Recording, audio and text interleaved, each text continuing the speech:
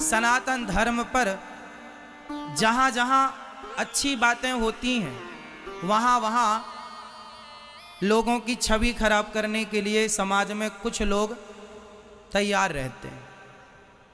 आज सवेरे ही हमारी पूज्य बागेश्वर धाम सरकार जी से मेरी बात हुई आज सवेरे। उन्होंने बताया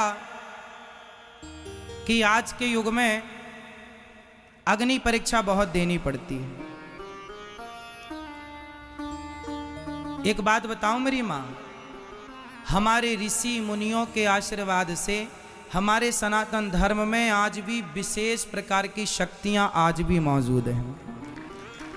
कोई बिलीव करे ना करे, परंतु आज भी शक्तियां हैं और इन शक्तियों को आप केवल भगवान की कृपा मानकर स्वीकार कीजिए।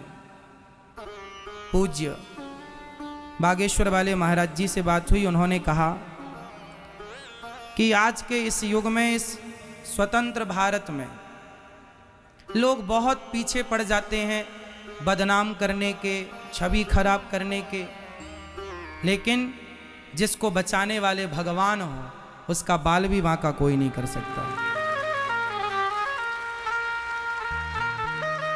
पूज्य महाराज श्री ने कहा कि जब वो वृंदावन आएंगे तो गौरी गोपाल आश्रम जरूर आएंगे। उन्होंने कहा कि आप भी आइए। तो कहने का तात्पर्य यह है कि उन्होंने सच्ची निष्ठा से, सच्चे प्रेम से, सच्चे भाव से, बिना स्वार्थ के केवल सनातन की सेवा की है। और सनातन की सेवा यही तो है। आप लोगों को कथा सुनाकर देखो, हनुमान जी के पास कितनी सिद्धियां थी, कितनी सिद्धियां थी। अष्ट सिद्धि नवनिधि के दाता, लेकिन वो हनुमान जी सदा राम जी के चरणों में बैठे रहते थे।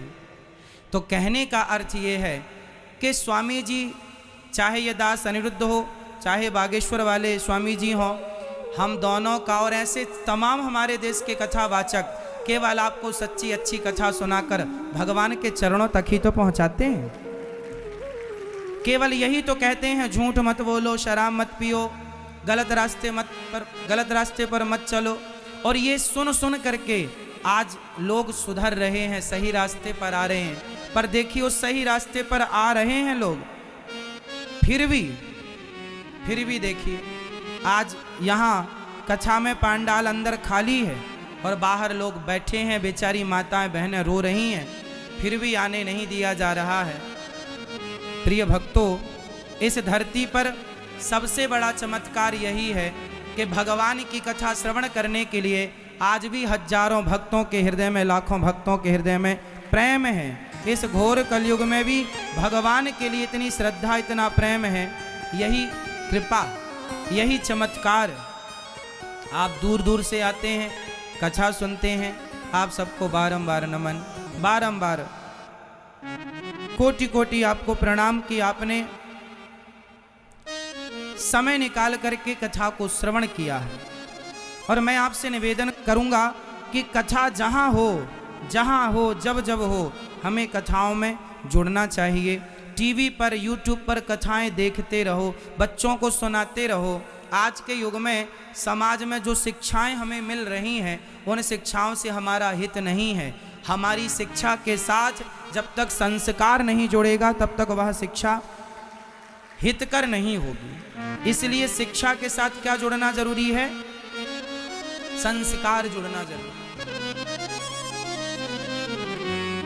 पर भगवान सबके रक्षक हैं। भगवान से हम यही मंगल कामना करते हैं कि भगवान सबकी रक्षा करें। और भगवान, हम लोग कौन हैं? केवल भगवान की कथा सुनाकर आपको सही मार्ग पर ले जाते हैं और सुनाते ही नहीं हैं, सेवा करके दिखाते इसलिए हैं कि आप सुनकर सीखो या देखकर सीखो, बस सीख जाओ। या सुनकर सीख लो या देखकर सीख लो, सीख जाओ। ये हमारा देश हमारे ऋषि मुनियों का इसलिए सबको मिलजुल करके सनातन धर्म की सेवा। आज सनातन धर्म कितना बिखरता जा रहा है। देखो हमारे देश के कितने राज्य ऐसे हैं जहां हिंदुओं का धर्म परिवर्तन कराया जाता है, हिंदुओं को क्रिश्चियन बना दिया जाता है।